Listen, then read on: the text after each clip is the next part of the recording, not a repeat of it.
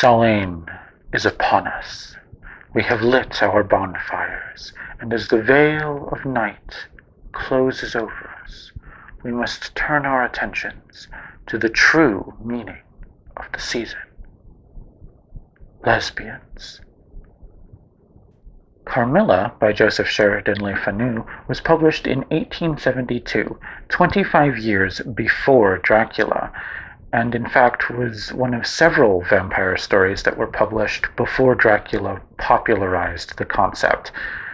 In particular, Carmilla is credited with originating the lesbian vampire trope. Most of you are probably familiar with this basic story of Carmilla, but let's do a rundown just in case. Carmilla enters the lives of Laura and her father, a Styrian nobleman, one moonlit night when her carriage overturns in front of their estate. Her mother is in a dreadful hurry and must continue her very important travels, but poor Carmilla is too ill to travel. Whatever will she do? And so Laura and her father offer to take Carmilla in, and the two young women develop a fast friendship. Just two gals being pals. But during Carmilla's stay, a mysterious illness begins spreading through the nearby town, and Laura herself becomes afflicted with it. In addition to this, numerous other strange occurrences happen around the estate, seeming to center around Carmilla, including mysterious sleepwalking and disappearances. And then General Spielsdorf, a friend of Laura's father, visits the estate and recognizes Carmilla as the vampire who killed his beloved niece. And so they dispose of Carmilla in the traditional way by staking her to the ground, letting her bleed out, cutting off her head, and setting the whole thing on fire.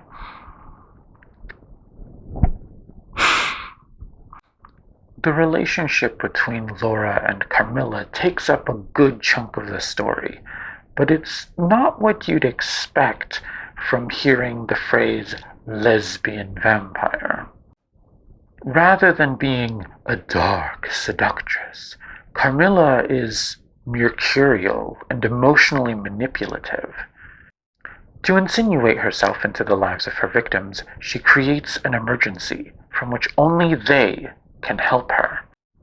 This sudden, urgent need for hospitality is also present in General Spielsdorf's story about how Carmilla preyed upon his niece.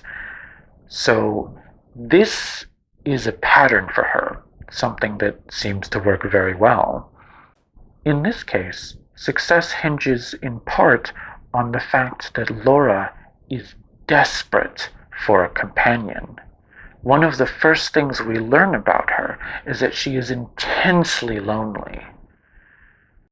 The estate where they live is miles from the nearest town, and the only people Laura has to talk to are her father and a couple maids. Preying on Laura's desire for a companion, any companion, Carmilla immediately forges an incredibly intense bond with her. This starts with a bizarre familiarity. It seems Carmilla had tried to prey on Laura when she was a young girl, but was warded off. So Laura recognizes Carmilla as from a dream. Carmilla pretends the same. It must be fate. This quickly progresses into a kind of obsession. And now it is time to read from the book. I have been in love with no one, and never shall, she whispered, unless it should be with you. How beautiful she looked in the moonlight. Shy and strange was the look with which she quickly hid her face in my neck and hair, with tumultuous sighs that almost seemed to sob, and pressed in mine a hand that trembled. Her soft cheek was glowing against mine. Darling, "Darling," she murmured, "I live in you, and you would die for me. I love you so." Carmilla's intense.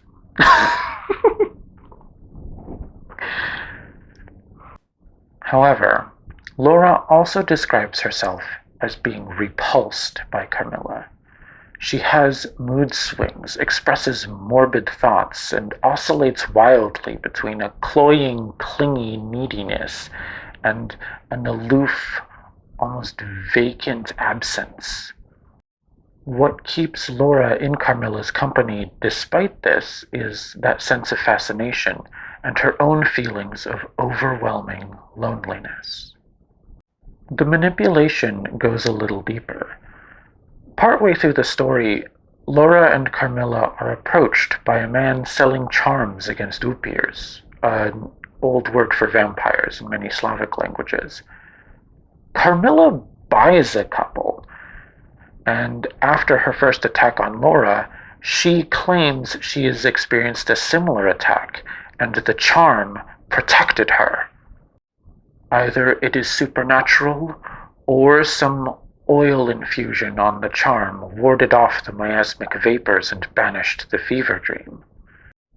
Either way, it is effective, and Laura immediately retrieves hers from where she stashed it and sleeps with it next to her, even as the attacks keep happening. It's not explicitly stated, but Laura's belief in the charm, the seed planted by Carmilla, may be part of why she doesn't tell anyone about the attacks, even as a deadly disease whose symptoms are similar to Laura's hallucinations sweeps through the nearby town.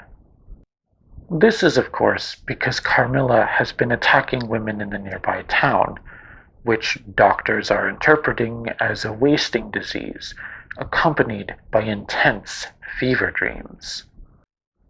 The original vampire folklore was primarily a way to explain illness, a plague sweeping through town, the unexplained death of a child, or the livestock getting sick.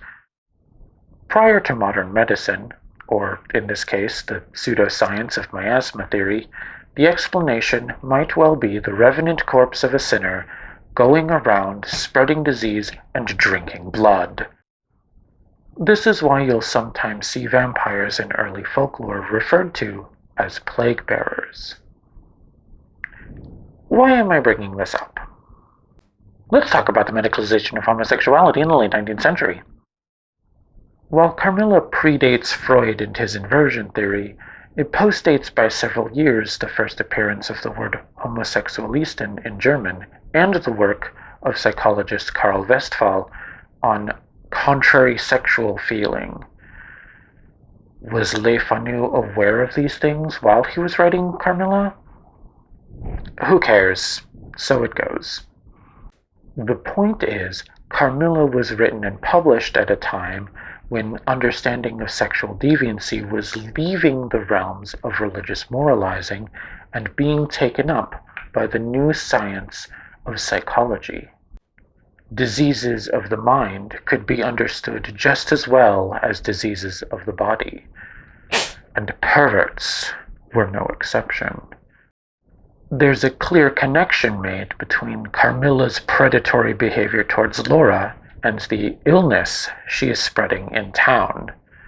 Much like how the vampire folklore was an explanation for disease, Carmilla could be seen as an etiology for the disease of sexual deviancy. Why are there so many lesbians in the village? Well, you see, there was a vampire. So, given that Carmilla's behavior is highly toxic, Laura is repulsed by and afraid of her, and the general tone of the story is one of moralizing against deviance, why do people see the story as sexy? Many adaptations of Carmilla show Laura as being into the whole thing. They're reinterpretations of Carmilla as a seductress. Heck, the first film adaptation of Carmilla is called Vampire Lovers. Is fear sexy? This brings me to Michel Foucault, because I am that bitch. In We Other Victorians, Foucault calls into question the common assumption that Victorian-era people were uniquely sexually repressed. Instead, he points to an increase in the discussion of sex and sexuality over this time period, developing the idea of the confessional. The religious practice of confessing sinful behavior as part of atonement evolves into the psychoanalytic practice of disclosure as part of treatment. Case studies of inversion, psychosexual explanations for neuroses, remember, Freud is coming soon, and public conversations about sexual behavior, even if only to express disapproval. This is also the era of Masoch, de Sade, and the libertine novel. Even while moralizing and pathologizing, these discussions can be seen as the first phase in moving away from simply not having the discussion at all. So a Victorian audience may have been primed to seek another meaning in the interactions between Laura and Carmilla. Think about it. What happens when you're afraid? Your heart races, your breath quickens, your mind becomes overwhelmed. Oh no, the monster is coming. Fear is a pretty perfect sidestep if you actually want to describe arousal. Just listen to this description of Laura being fed on by Carmilla. Sometimes there came a sensation as if a hand was drawn softly along my cheek and neck. Sometimes it was as if warm lips kissed me, longer and longer, and more lovingly as they reached my throat. But there the caress fixed itself.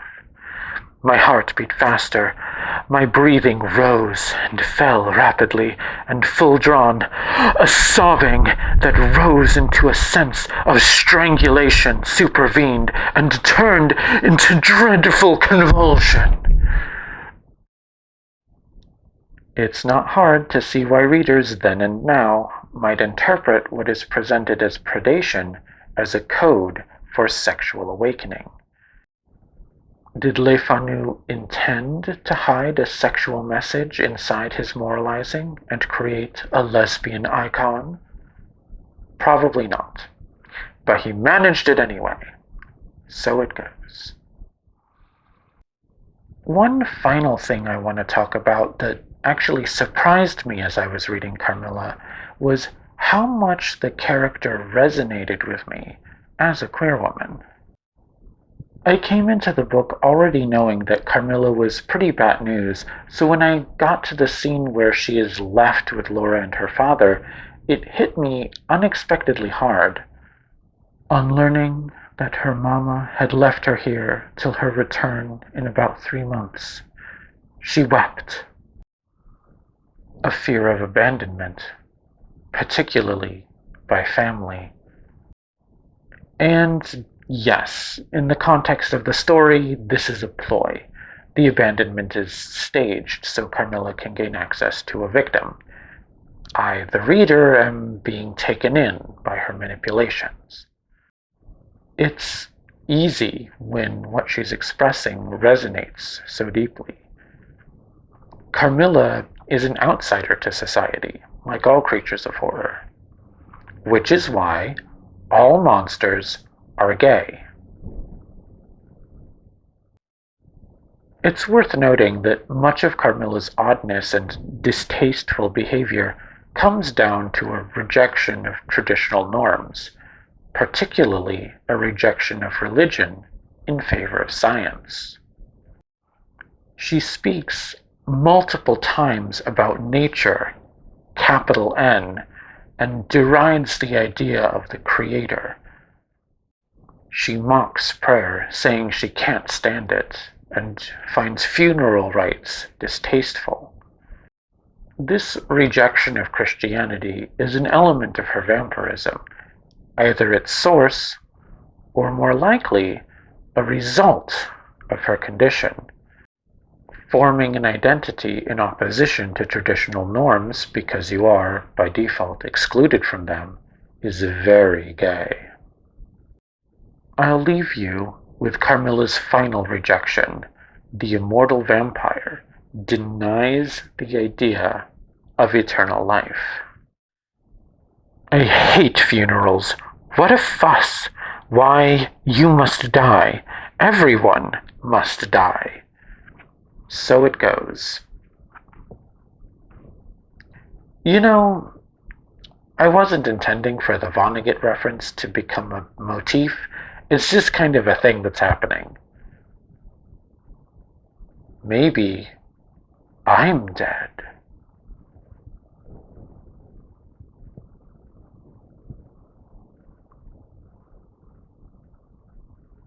Anyway, thanks for watching. If you have any more thoughts about Carmilla, leave them for me in the comments.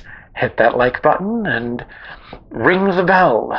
The bells in the Gothic cathedrals. Or something. Was that cheesy? That was a little cheesy. Bye!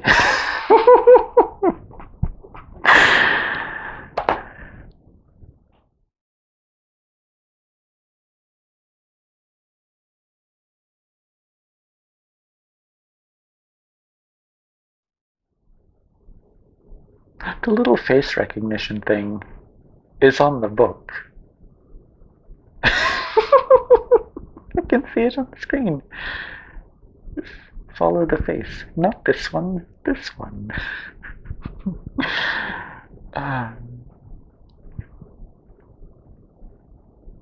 Technology.